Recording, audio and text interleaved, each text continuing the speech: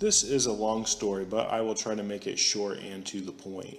Years ago, we moved out of state to a townhouse in a really crappy area that we were not familiar with. Our neighbor seemed a bit off, and as time went on, he was always complaining about little things.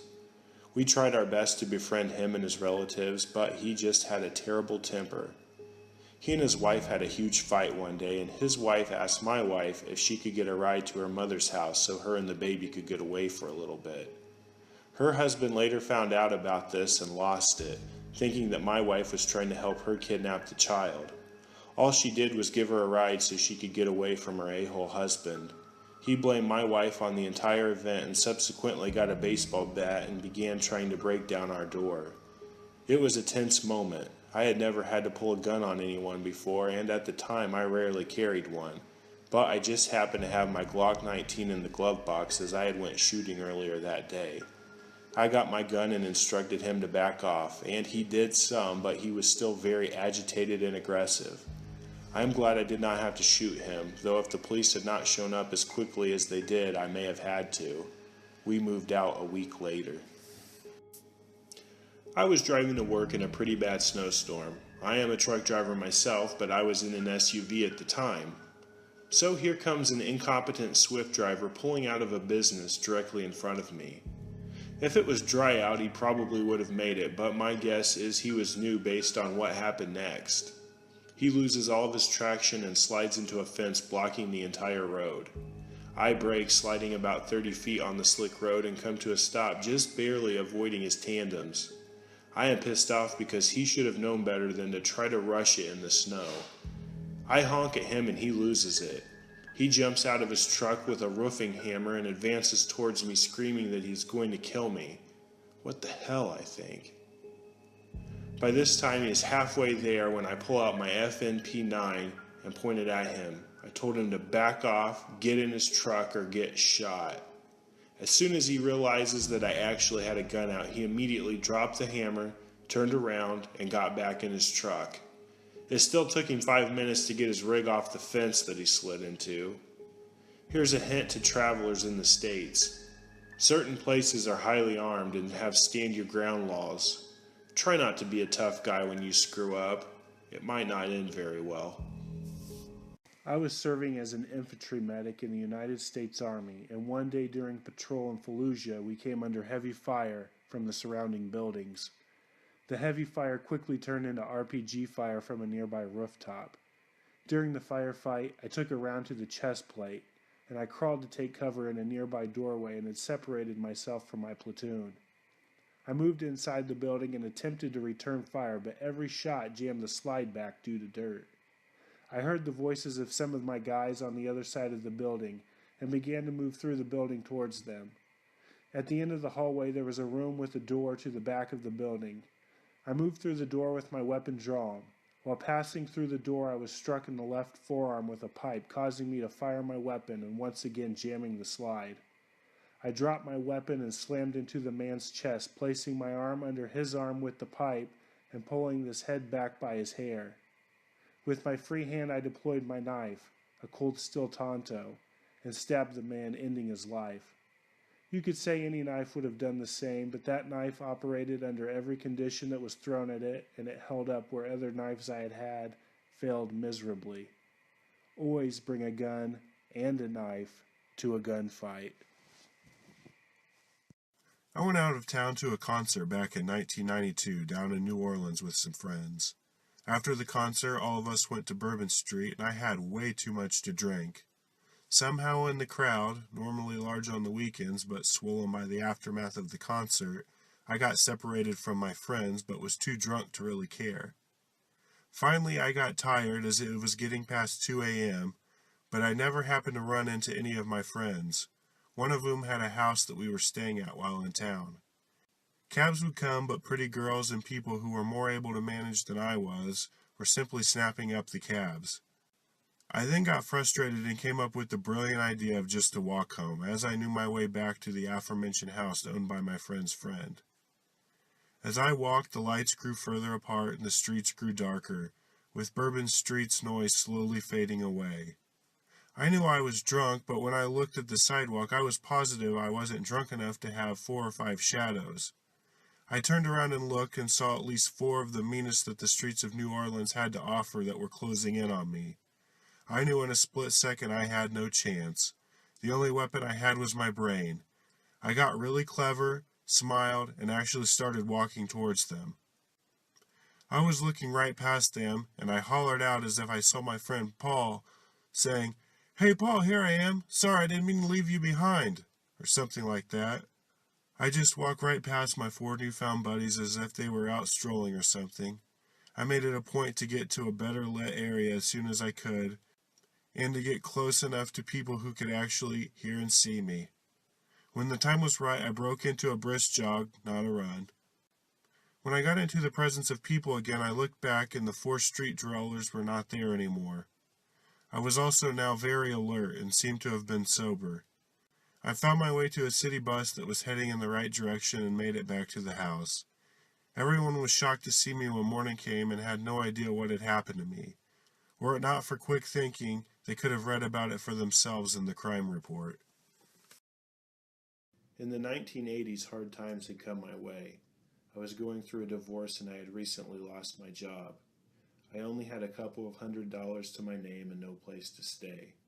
I decided for the time being I would camp out on some public land until I was able to figure out a better long-term solution. Before heading out, I stopped at Walmart to pick up some supplies with the little bit of money I had. I purchased a tarp, a wool blanket, some rice, beans, tea, flour, and other various supplies I would need.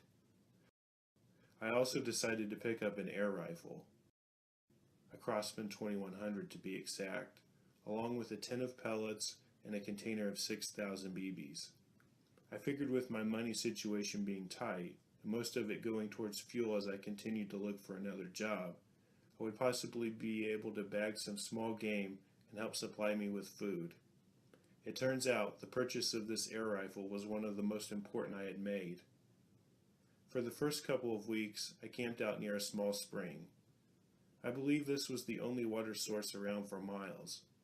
Every morning and evening, this area would be frequented by all of the game in the area: doves, quail, rabbits, and so on. While plinking with my air rifle the first evening, a group of birds started to make their way towards the water.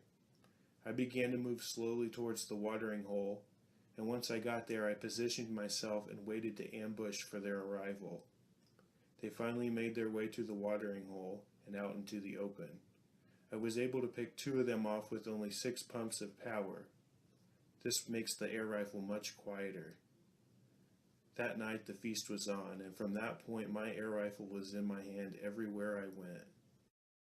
Over the summer months, it became my standard operating procedure to scout an area for small game, while out checking various snares and deadfalls I had set up.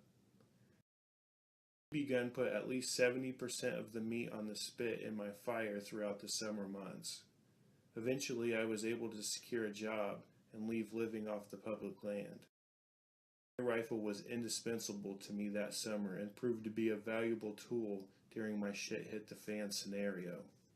For those out there who want to plan ahead for hard times, I wanted to leave you with this information about my time with my air rifle. Number 1, reliability. It had never failed me and went through half of my 6,000 BBs in that container at an average of 6 pumps per shot. That comes out to about 18,000 pumps. I was sure to oil my seals at least once a week. This gun now has over 70,000 rounds in it, and it still performs flawlessly. Number 2, accuracy. What I found is after about 500 shots or so, I was no longer consciously using my sights within 25 yards, and that's where about 90% of the critters were bagged. Number 3, handling. This is the area where the rifle really shined. Weighing in at under 5 pounds loaded with a couple of hundred BBs, it was a joy to tote around. The way this gun is designed, it became a second nature to pump it. Number 4, critter bagability. Please note that you should read your state laws before hunting with this air rifle. I was in a desperate time, and desperate times call for desperate measures. If you are in a shit hit the fan scenario or an end of the world as we know it situation, that all goes out the window. With that said, turkeys at 25 yards, 10 pumps and headshots. Raccoons and skunks, 10 pumps, 10 yards, headshots. Squirrels cleanly at 25 yards with a headshot and 10 pumps. Really shines for birds. 5 to 6 pumps, having the variable power is very nice and much quieter. I was also able to bag some large lizards and some big grasshoppers with 3 to 4 pumps. The BBs do almost no damage to the meat either, regardless of where it's hit. Number 5. Stealth. Many times I hunted near primitive campgrounds without raising an eyebrow, and most often, if you missed your first shot, you can usually get in a second. Number 6. Tactical training. After returning to the field and switching back to my AR-15s and my 10-22s, I noticed that my shooting skills had become quite honed. Everything from bringing my weapon up to my shoulder to breathing and trigger control and having an instinctive sight picture was ingrained in my memory. If you want advice on an air rifle that is right for you, here is my opinion. In a survival situation, I would not want a single-stroke type of air rifle for several reasons. They include excessive power and report, excessive weight, their limitations to pellets only. I mostly shot BBs, which are much cheaper and easily available. I only used pellets for larger game. Also, I am not sure how one would service this type of air rifle in the field. CO2-powered air rifles are a no-go because of their need for CO2 cartridges.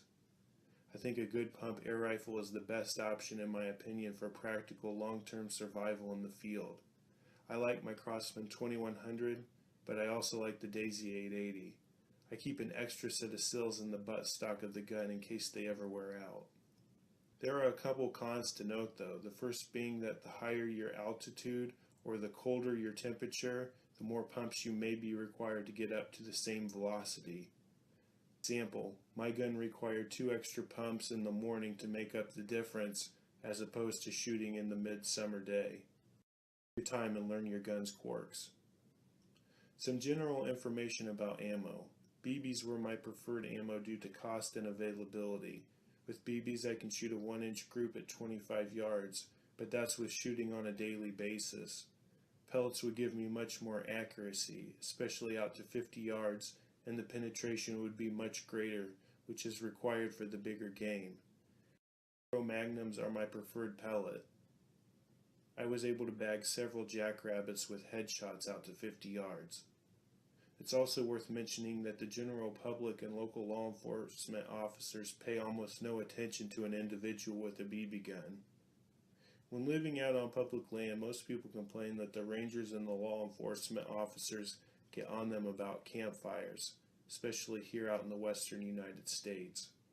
I made a practice to keep my fire small and in a scout pit. Extinguish it immediately after use. I lived as if I were behind enemy lines. A good practice for an actual shit hit the fan scenario. I hope this information was helpful to you. When visiting Mexico, there are 2 rules that you need to follow. Don't drink the water, and always be aware of your surroundings. A few weeks ago, my girlfriend and I were down in Acapulco for vacation. We had been exploring the strip, but it had gotten very late, and we decided it was time to head back to the hotel. We got in the cab and started on our way. During the trip back, I realized the driver had made a turn and we were now heading in the opposite direction of our hotel. I quickly asked him what was going on and he didn't respond. Right then my adrenaline kicked in and I used all of my weight to shove him against the steering wheel, which caused him to slam on the brakes. Like an automatic reaction, I had drawn my knife, a Spyderco Delica, and I had pointed it in his armpit. My girlfriend was already out of the car screaming for help at this point. The cab driver was furiously trying to get something from underneath his seat. I speak Spanish fluently and I informed him that if he didn't stop trying to get whatever was under his seat, I was going to cut his artery. By this time several people had stopped to help, mostly other American tourists. We were able to get him out of the car and pin him down until police arrived. Once the police arrived, they searched the car and found a machete under his driver's seat, along with the credit and debit cards of 4 other Americans. The cab driver confessed that he had been taking the wives and girlfriends hostages and making the men go to the ATMs to withdraw as much cash as possible. He would then drop them off in the middle of nowhere away from town. The crazy thing is, I would have been charged with the crime had the other Americans not stayed to give their statements, because I had a 4-inch knife, which is apparently illegal there. The police confiscated it and told me that I could file a complaint, but that it could open the case back up and I may be subject to charges. The hotel we were staying at had armed guards, and one was assigned to watch our room. We were told not to go back in town for fear of retaliation, and the hotel arranged to have us transported back to the airport. I sure miss that Spyderco-Delica. It sure saved me from what could have been a very bad trip. I replaced it and always carry a knife with me now. Even though this happened in Mexico, with all of these ride services now in the United States, I am still a little leery. Always be aware of what is happening around you. Never let your guard down. I was out for a 1.5 mile run, nothing big, but about half a mile into the run, when I was rounding the corner of my neighborhood, I began to hear some extremely intense barking of multiple dogs coming from the woods near the house on the corner. And lo behold, a large dog, I found out later to be a mix between a lab and a pit bull, is balls out charging me. My adrenaline spikes. The first thing I did was to square off in a martial arts stance. I hit the dog with a weak-ass left-handed jab and proceeded to grip and gouge my right thumb into the dog's eye. Now you may be asking where my knife comes in, and I will tell you. Remember the multiple barks I had heard?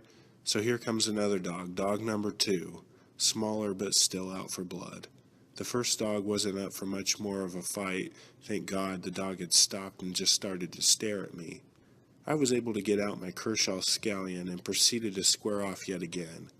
I tried to back away slowly, but the dog proceeds to bare its teeth and charges me, and at least this time he's only going for my lower body and not my throat. I get bit in the thigh and proceed to tackle the animal to the ground and go full-on prison style on this animal. No fancy tactics, none of that, just hold and stab as fast and powerfully as you can. When all is said and done, this dog is pretty much just pulp now. I had total fight or flight tunnel vision and could only think about covering my throat and face and putting as many leaky, bleeding holes as I could into this animal. I got the whole 9 yards of rabies coverage and whatnot. Thankfully, I will be fine. The bite hurts, but not bad enough for stitches, so saith the ER doctor. I still don't know whose dogs they were. I'm now going to be investing in a Surefire flashlight and a bigger folder, that's for sure. I went out of town to a concert back in 1992 down in New Orleans with some friends. After the concert, all of us went to Bourbon Street, and I had way too much to drink. Somehow in the crowd, normally large on the weekends but swollen by the aftermath of the concert, I got separated from my friends but was too drunk to really care. Finally, I got tired as it was getting past 2 a.m., but I never happened to run into any of my friends, one of whom had a house that we were staying at while in town. Cabs would come, but pretty girls and people who were more able to manage than I was were simply snapping up the cabs. I then got frustrated and came up with the brilliant idea of just to walk home, as I knew my way back to the aforementioned house owned by my friend's friend. As I walked, the lights grew further apart and the streets grew darker, with Bourbon Street's noise slowly fading away. I knew I was drunk, but when I looked at the sidewalk, I was positive I wasn't drunk enough to have 4 or 5 shadows. I turned around and looked and saw at least 4 of the meanest that the streets of New Orleans had to offer that were closing in on me. I knew in a split second I had no chance. The only weapon I had was my brain. I got really clever, smiled, and actually started walking towards them. I was looking right past them, and I hollered out as if I saw my friend Paul, saying, "Hey Paul, here I am. Sorry, I didn't mean to leave you behind," or something like that. I just walked right past my 4 newfound buddies as if they were out strolling or something. I made it a point to get to a better lit area as soon as I could, and to get close enough to people who could actually hear and see me. When the time was right, I broke into a brisk jog, not a run. When I got into the presence of people again, I looked back and the 4 street dwellers were not there anymore. I was also now very alert and seemed to have been sober. I found my way to a city bus that was heading in the right direction and made it back to the house. Everyone was shocked to see me when morning came and had no idea what had happened to me. Were it not for quick thinking, they could have read about it for themselves in the crime report. In 1986, my sister and I were out visiting a few friends. It was late in the evening and pretty dark out by now. The area we were in was pretty rural. As we were heading to my car parked on the side of the road at the end of their driveway, a car pulled up and 4 guys got out. 2 of the guys I had recognized, having gone to school with years earlier. The other 2 I did not recognize. One of the guys that I knew by name walked up. He didn't say anything, but he put his hand on my neck and my shoulder area and pushed me down backwards onto the hood of my car. I heard one of his buddies say, "Oh yeah, one-on-one." At that instant, I wasn't fully flat on my back on the hood. I was able to reach behind me and onto my belt line and draw my 4-inch Taurus 66. As I was pushing it towards his nose, he backed off and I stood up. He backed off about 5 feet with me aiming between his eyes. Then he got brave. He took a step forward and I quickly elevated an inch or 2 above his head and fired. The muzzle blast from those .357 mag handloads sort of stunned him. He ducked and backed off for good and then simply threatened, "I'll be looking for you." Then they all got in their car and left, screaming and cursing. To this day I have no idea what happened that night. What those guys wanted is a mystery to me. Maybe a robbery or a mugging. The boy who actually charged me, I knew where he lived. I knew his family and his history, and had seen him several times over the next couple years, and he acted like nothing had happened. His family was well known to be heavy drug users. He's never spoken or even looked my way since. My sister was almost in shock that night of what happened and how fast it happened. It scared the daylights out of me too. I'm not sure why I decided to fire a warning shot. Nowadays I wouldn't take the chance. I always carry a gun on me now, but especially when I go fishing. The last time I went out without my gun, I thought I wouldn't need it since I rarely see anybody else who's ever fishing. Admittedly, I was a bit lazy to run upstairs and grab my firearm since I was in a hurry to get out and get some fishing done before dark. I was wading in the water, casting into the creek, when I got that feeling that somebody was watching me. I turned around and sure enough, there stood this weird-looking guy staring at me with a machete attached to his side.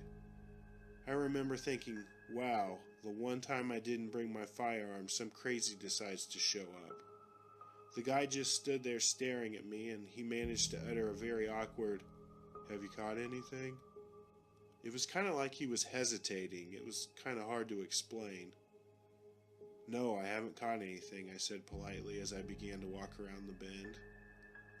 As I'm walking away, I keep glancing back and I see him leaning over trying to keep his eyes on me.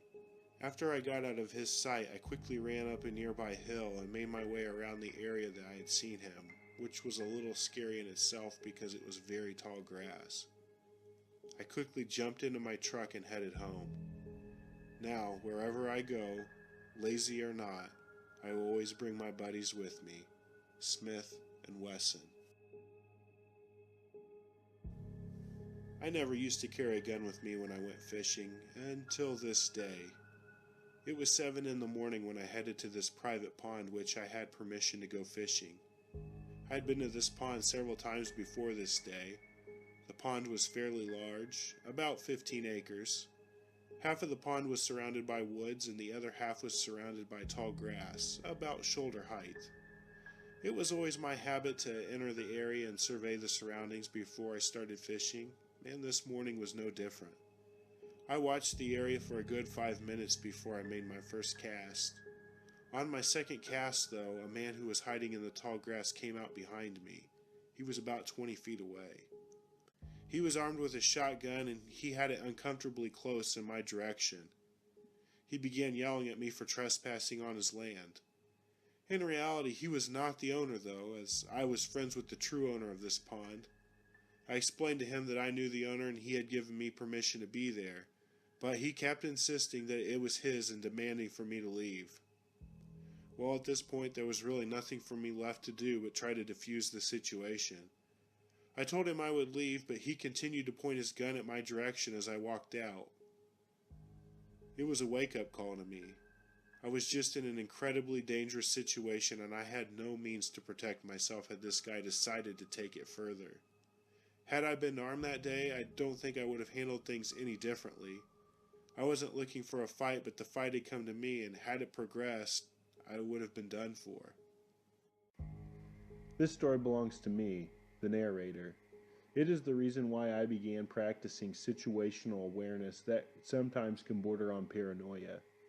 It begins my senior year of high school and requires a little backstory.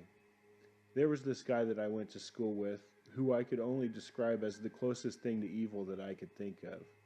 His girlfriend in high school even committed suicide to get away from him. He was that bad. His family members were just the same too, and throughout my school years I had gotten into various confrontations with this guy for many different reasons. The day it all started, I was walking out of the main entrance from school with my buddies, when somebody at the door yelled, "Brian," that's what I'll call him in this story, "just pushed your girlfriend down to the ground." I took off running for the door, and when I flung it open, there he was. I landed a haymaker right across his chin, knocking him out and sending him sliding across the floor. On a side note, this punch did make me a legend in school. His buddies were nearby and they started in on me. By this time I had moved the fight outside and I am into it with all of them. Brian finally comes to and he's trying to get back in the action as well. The funny thing about this fight is I remember the tunnel vision so vividly.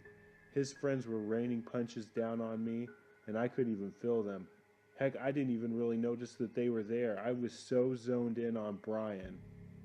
It's pretty scary looking back on it. A learning lesson here. Make sure if you're ever in a situation similar to this, maintain awareness. It is very important. It is easy to focus on the one threat when there may be many others around you. By this time the teachers are breaking up the fight and we ended up getting suspended. I was well liked at school and I was let off with a light suspension of only 2 days. They told me that they had to give me something because it was a fight, but they understood why it had happened. His suspension was 10 days. I turned 18 a few weeks later.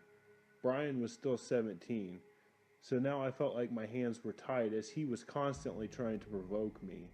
It was their goal to get me into a fight so that they could try to press charges, but I played it cool. This just made him all the more angry. Now Brian had some older brothers who had been to prison, and so had his father. I didn't know who any of these guys were, and I didn't know what they looked like. Word started going around that they had it out for me. It is a scary situation knowing that people are out there that really want to hurt you, and even worse, you have no idea what they look like, so you know when you can try to avoid it or stop it. The next incident came quickly. I pulled into a parking lot, and there was a fence in front of my car. There was also cars on both sides of me. As I pulled in and got out, a van drove up, blocking me between the cars. The side door opens and Brian, his older brother, whom I did know, his younger brother, his 6-month pregnant sister, and his mother surround me in a circle. They began calling me every name under the sun. Brian is yelling, "Let's go." He was ready to fight. But I declined and I tell them that they need to get lost. "Let it go and move on," I said. He says he's never going to let it go and he spits in my face.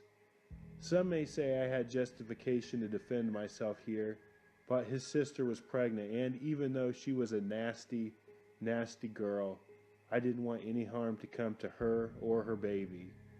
Luckily a police officer happened to come by and they decided to leave.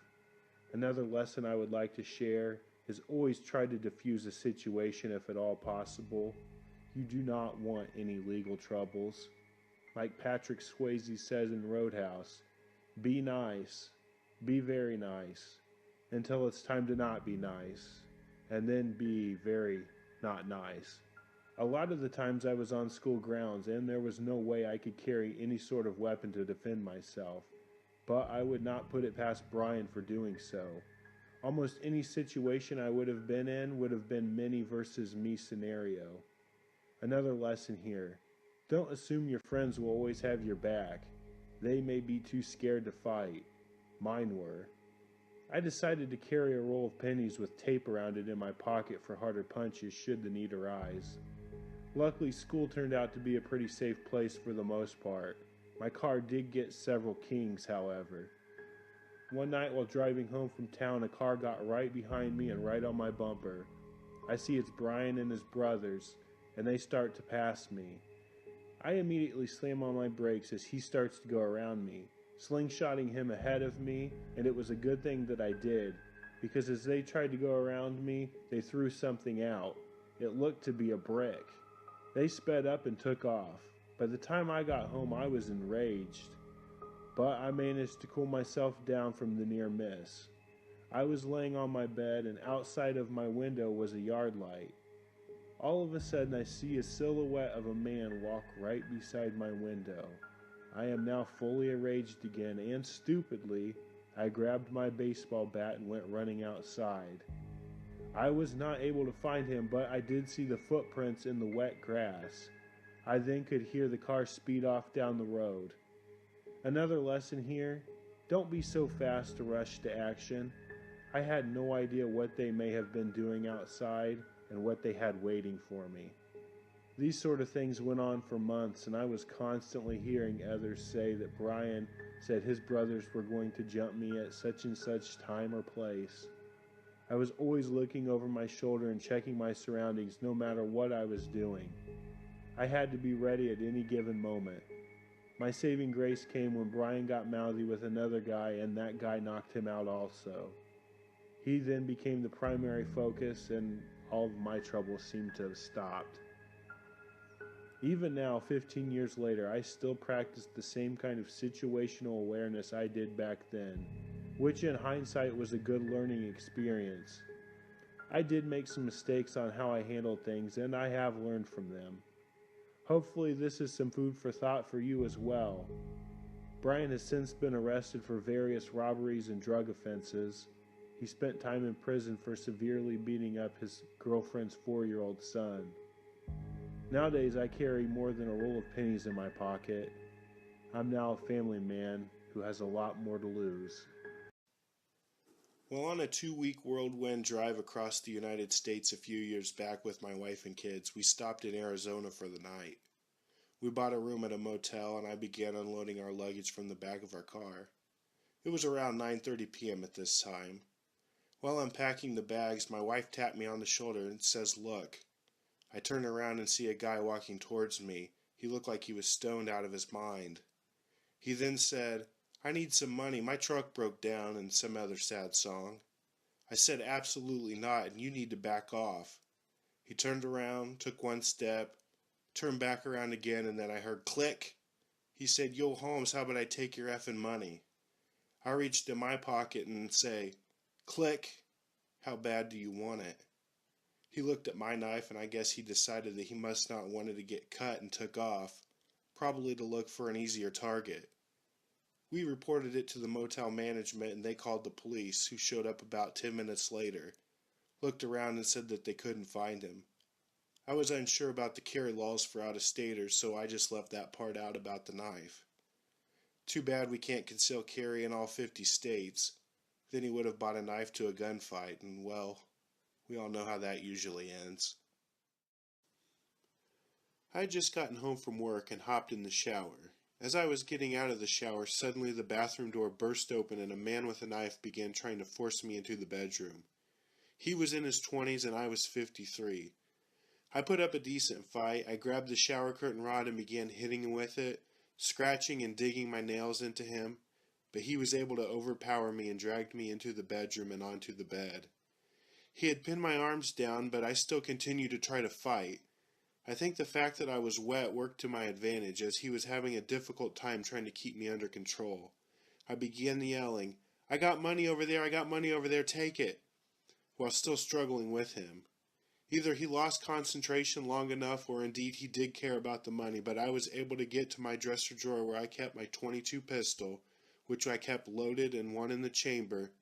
I quickly turned around and was able to get several shots off, striking him in the chest, side, and the back. He was able to make it out of the house but later collapsed and died in my driveway.